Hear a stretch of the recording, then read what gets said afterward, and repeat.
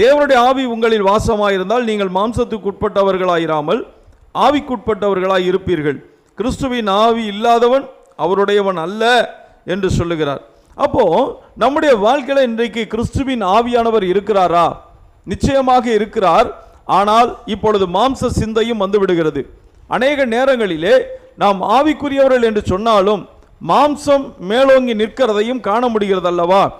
அப்போ மாம்சத்துக்கு இடம் கொடுக்கும் போது என்ன நடக்கிறது? மாம்ச சிந்தை பெருகுகிறது, மாம்சத்திற்குரிய கிரியைகள் பெருகுகிறது.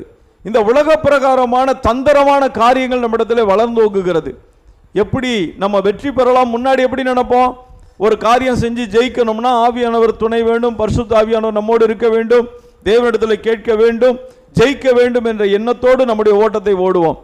ஆனால் மாம்ச சிந்தை வந்துடுச்சுன்னா என்ன நடக்கும் தெரியுமா? குறுக்கு புத்தி வேலை செய்யும்.